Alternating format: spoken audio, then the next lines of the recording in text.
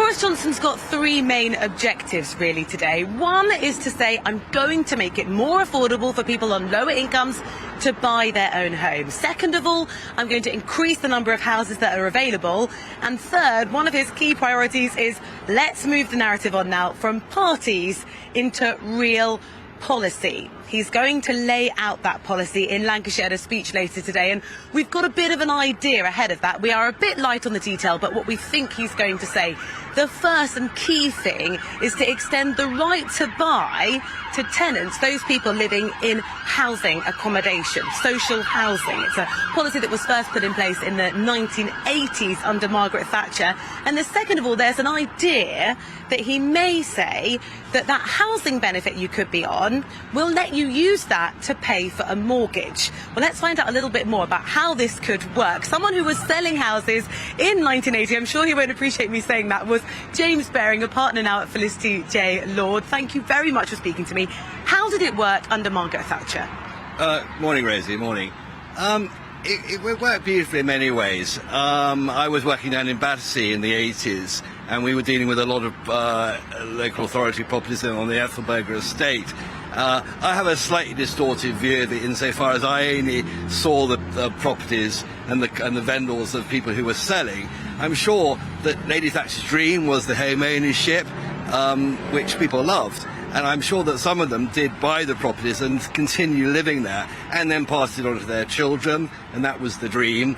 I dealt with people who were selling, and again, it was very lovely. Those were people who'd been living there for decades and, you know, wanted to move maybe out of central London, down to the seaside, lovely property in Broadstairs, wherever, or move close to children, grandchildren. It was a lovely dream. So you were speaking to the people who benefited from Margaret Thatcher's policy. The idea from Boris Johnson today is to give the right to housing association tenants to be able to buy that home, probably at a discount. Do you think that's a good idea, and will it work? Well, certainly at a discount, and it's a significant discount. It will add property into the housing market to buy. I mean, as with most estate agents, we deal with a whole price spectrum, from multi-million-pound properties to local authority properties, and it's a large part of our business. So it does add stock, but according to the statistics that I've seen, only 50% of properties that are bought under the right to buy are actually sold on. 50% are actually let out. So yes, that's increasing letting stock. Is it substantially increasing properties to buy? A little bit. That's one of the criticisms, is that then people buy these properties and they're not replaced by another form of social housing at the same rate at which they're being sold, which particularly some homelessness charities have said this is going to exacerbate the problem for the people who are the poorest. Well, I mean, in the run-up to my lovely interview with you, I did do a little bit of research, and some of the statistics that came up was, quite terrifying. Only 5% of properties that were sold were replaced by the local authority for social housing. That's quite a low figure. And Boris Johnson has promised to change that and said we will replace that social housing that gets sold with more. Are we building homes at a pace that's even near enough to the rate at which we need them? No, it's a simple answer. I mean, it's homelessness is a massive problem. But yes, I mean, the original question, is it going to add to the housing stock to buy? Yes, to a degree. I wouldn't say to a huge degree. There are, potentially other ways that could be gone about to increase the housing stock for people to buy.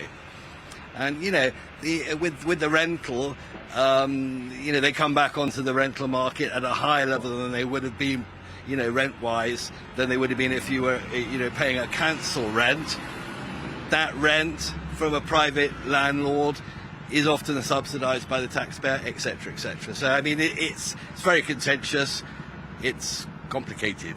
And we will see more of the detail later. James, thank you very much. The Prime Minister will make that speech in Lancashire, and we'll bring you the details of it here. In the meantime, I'm going to be speaking to people who are trying to buy and also those selling these properties to try and work out what policies the government could put in place to make it easier for those of us on lower incomes to actually then own their own home.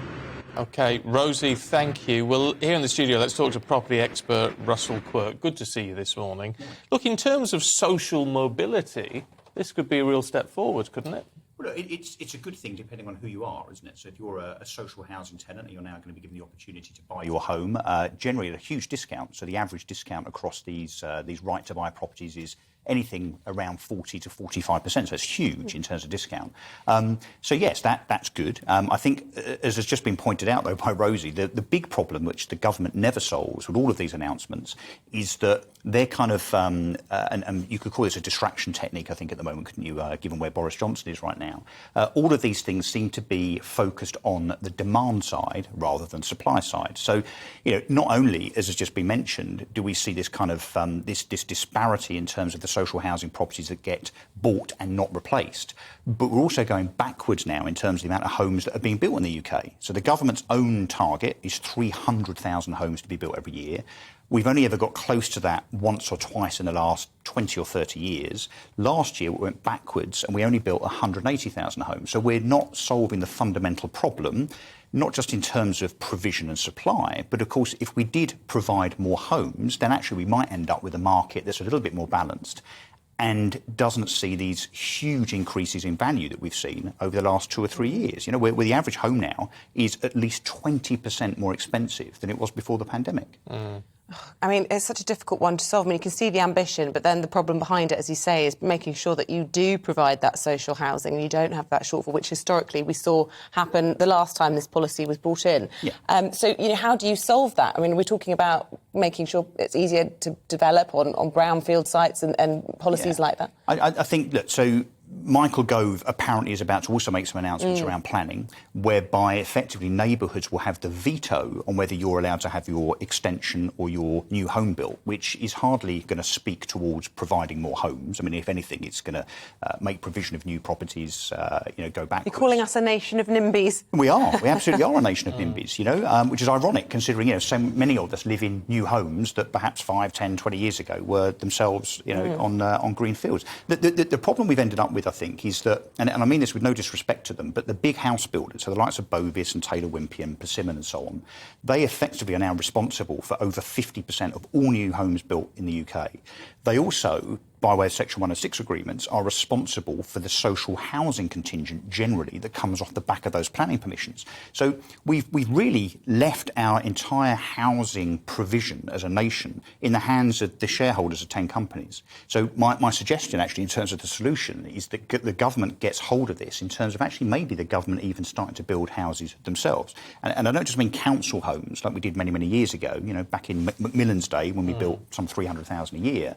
But actually the government using public land, of which there's lots, to build properties of both an affordable and a social nature and full market value, so that they're providing properties based on demand rather than shareholder whims and wishes that obviously ebb and flow year to year. Yeah, look, in terms of this particular policy, though, is it all a bit smoke and mirror in the sense that the government's own figures saying the number of people who are likely to buy their own home as a result of this is about 22,000 a year? Yes, it's definitely posturing, it's definitely opportunism, and it's channeling Thatcher, which some would argue politically that Boris Johnson should absolutely be doing right now, in terms of getting himself out of the hole that he's very much dug for himself.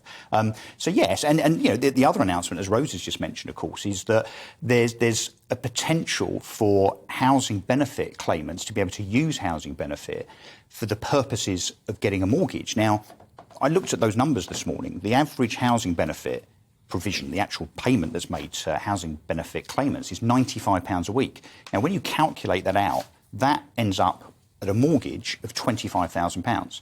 Well, what good is that when the average house price in the UK is £280,000? So, look, it's pretty much an empty gesture, frankly. Yeah, but you can see people getting upset about that. Lottie's been in touch this morning and says, my partner and I both work, can't afford to buy a house, but we rent privately. Why should our taxes be used for housing benefit claimants to buy their homes? Absolutely right. Yeah. I agree. And of course, this whole thing has been subsidised by the taxpayer. Yeah. So those private renters are paying tax to allow somebody else to get a big discount on a home that they didn't themselves have. Corin says the same. Why should hard-working people buy houses through their tax for people on benefits? It's a no from me. And Malcolm from Carlisle says, as well as feeding the children of benefit claimants, the taxpayers now are going to be expected to buy their homes for them.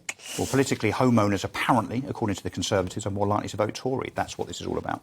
Oh, that's cynical. But true. Oh, Russell, we shall leave it there. Thank you very much indeed.